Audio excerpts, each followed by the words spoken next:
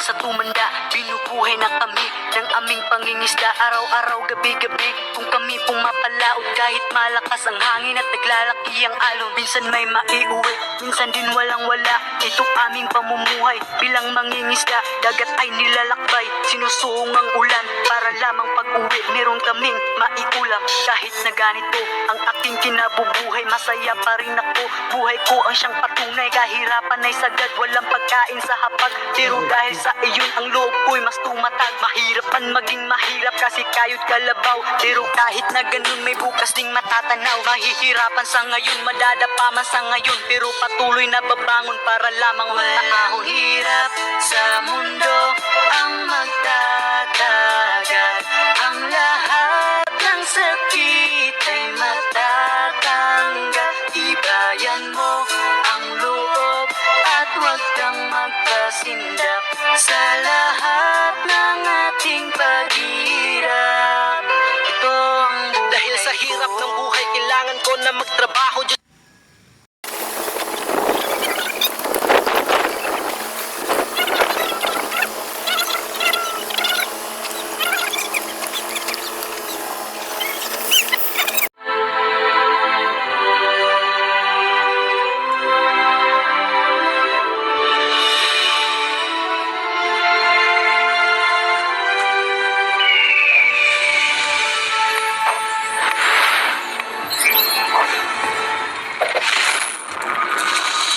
What's up mga kamigo, nandito naman tayo sa Sirukan kung saan ang siyempre 0 sa 4 ay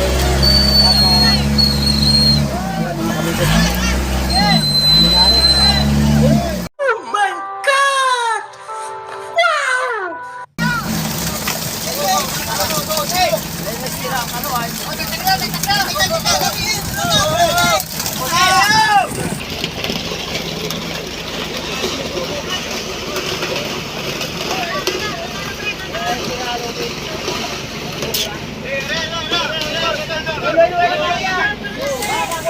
Ay, shoutout nga pala sa aking mga solid subscriber at sa aking mga silent viewers at lalong-lalo na sa mga OFW. Bigyan mo galab shoutout.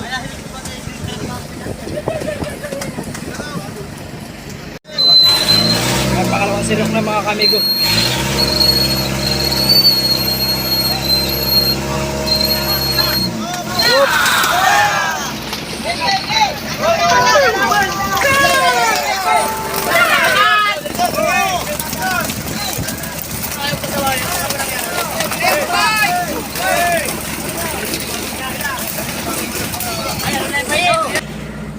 So yun nga mga kamigo, pangatlong sirok naman tayo mga kamigo.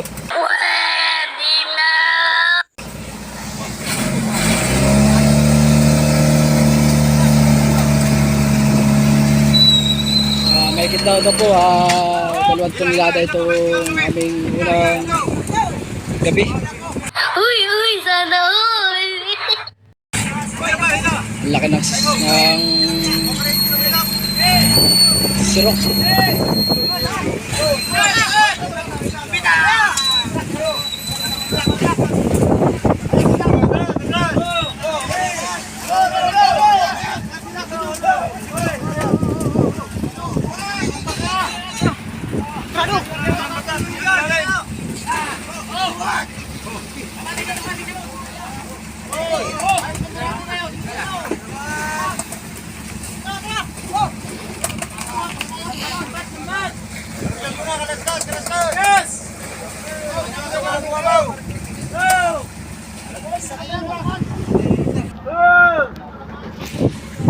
Yun nga mga kamigo. Salamat po pala sa aking mga solid subscriber at sa aking mga silent viewers at lalo sa OFW, lalo na sa aking mga kababayan dyan sa Cagbalite. Salamat sa walang sawang pagsuporta sa aking YouTube channel.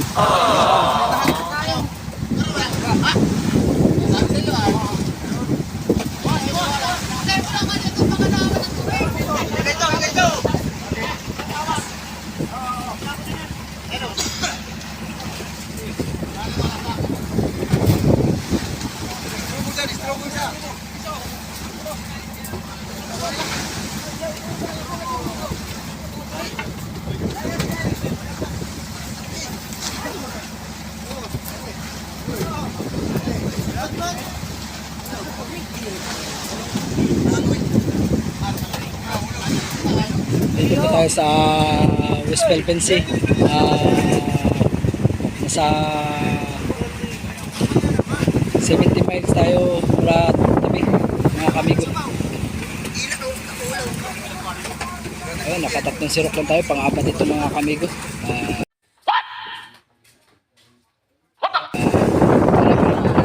Dalawang tonelada. Higit 10 collar lang mga kamigo.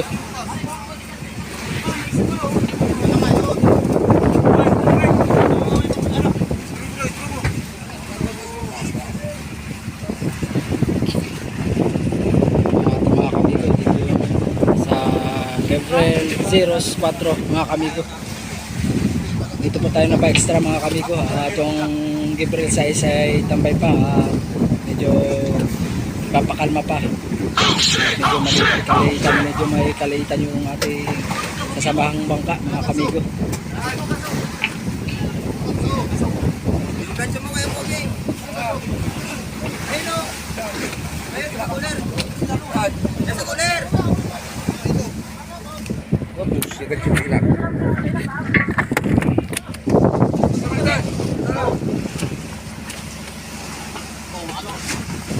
Magandang yung mga ilak mga kamigo. Masarap daw po kasi yung pamperito o pang ginanga mga kamigo. Ang lalaking ilak mga kamigo.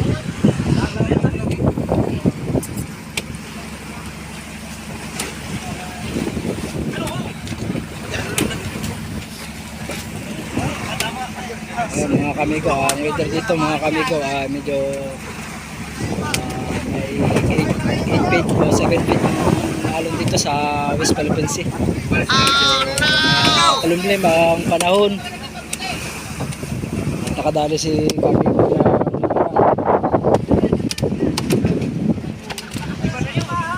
na nadali ng ilak mga kamigo, laki. Nadali ng ilak mga kamigo. Mahal pa naman daw ito sa Subic mga kamigo, 120 ang isang kilo. Sa Kalatagan medyo hinihingi lang mga kamigo. At kaganda lang dito mga kamigo, ang isang pirasong blackfish pakoy kung tawagin ay napalo daw po ng 35 to 70 ang per piraso mga kamigo. Doon sa Kalatagan hiningi lang pakoy.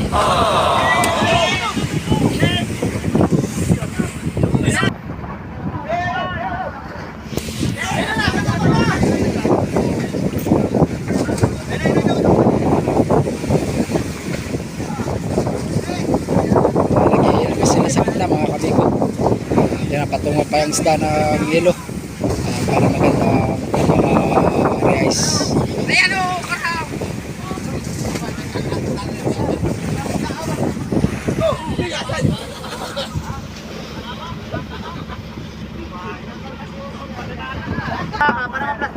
Salok na ulit mga kamigo, sisirok na ulit mga kamigo. Okay, pangapat na sirok ng mga kamigo.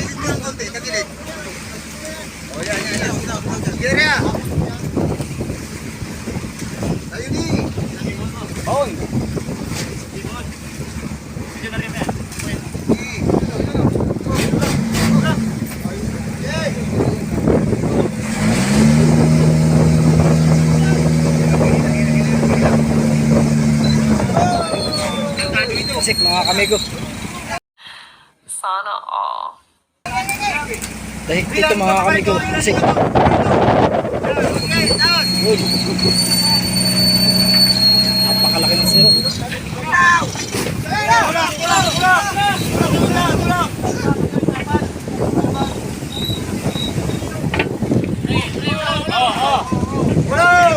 Hoy! Napunga nyo! Kahiin nyo! Natutulog ako, nagising ako sa bunga nyo! Kung ay natulog, magpatulog kayo! Ulaw!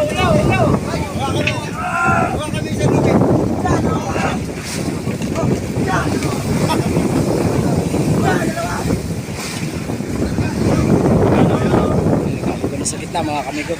Pinapasok yung isda sa botiga na may balot na trapal. Binalutan kasi nila mga kamigo ng trapal para mas magandang kakahulog ng isda. Gago! Ayan, para 5 sirok tayo mga kamigo.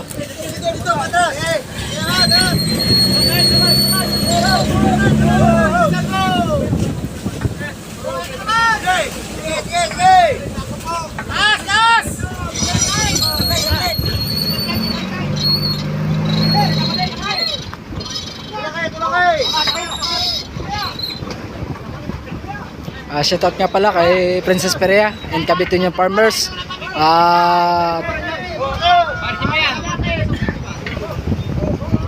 Kay Kadagat R Vlog and kay Porbling Don. At shoutout din nga pala sa pamilya ni mag-asawa ni Aison Kuanan. Ay, Miguel love shoutout.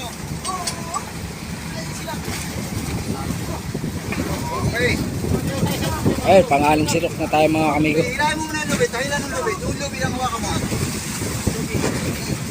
Angat yun yan, angat. Kunin niyo yung lambat dyan. Angat yun, angat. Hila doon, hila. Rito ka naman, para lang mo.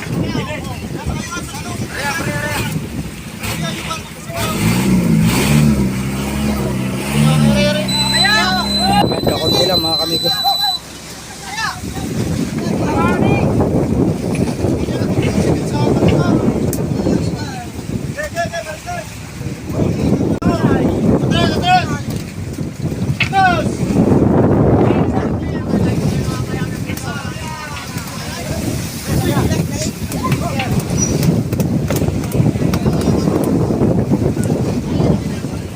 So yun nga mga kamigo, sadya natin pagpatuloy ang vlog nito.